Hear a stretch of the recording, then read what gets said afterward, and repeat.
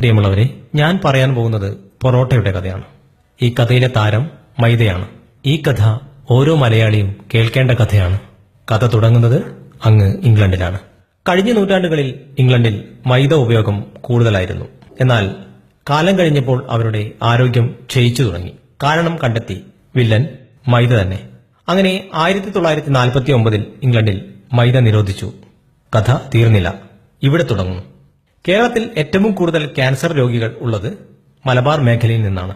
കേരളത്തിൽ ഏറ്റവും കൂടുതൽ പൊറോട്ട കഴിക്കുന്നത് ഈ മലബാറുകാർ ആണെന്ന കാര്യത്തിൽ ആർക്കും സംശയം ഉണ്ടാകാൻ തരമില്ല. പണ്ട് ഞാനും പൊറോട്ട ഉപയോഗിച്ചിരുന്നു. എന്നാൽ ഇതിന്റെ ദോഷവശങ്ങൾ മനസ്സിലായപ്പോൾ അത് നിർത്തി.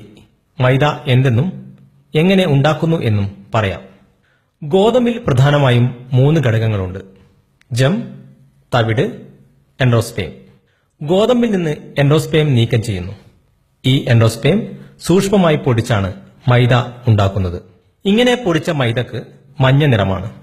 ഈ നിറം കളഞ്ഞ് വെള്ള നിറമാക്കാൻ ബെൻസോയിൽ പെറോക്സൈഡ് എന്ന രാസവസ്തു ഉപയോഗിക്കുന്നു. ഈ ബെൻസോയിൽ പെറോക്സൈഡ് ചൈനയിലും ഇംഗ്ലണ്ടിലും യൂറോപ്പിലും നിരോധിച്ച രാസവസ്തുവാണ്. മൈദ വളരെ മൃദുവാണ്. അതിനായി അലോക്സിൻ എന്ന രാസവസ്തു ഉപയോഗിക്കുന്നു.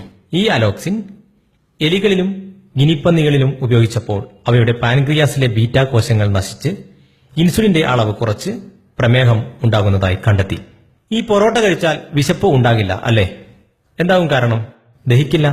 അതുതന്നെ, നമ്മുടെ ദഹന വ്യവസ്ഥയ്ക്ക് നമ്മൾ തന്നെ നൽകുന്ന എട്ടിന്റെ പണിയാണ്.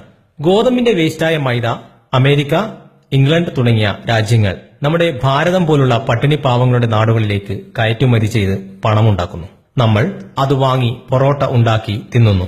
പലരും ഇതൊന്നും സമ്മതിക്കില്ല. അവരോട് എനിക്ക് ഒന്നും പറയാനുമില്ല. എന്റെ പ്രിയ കൂട്ടുകാർ ആരും മൈദ പശ ഉണ്ടാക്കാൻ അല്ലാതെ ഭക്ഷ്യവസ്തുക്കൾ ഉണ്ടാക്കാൻ ഉപയോഗിക്കരുത്. ഈ സന്ദേശം എല്ലാവരിലും എത്തിക്കാൻ ശ്രമിക്കുക.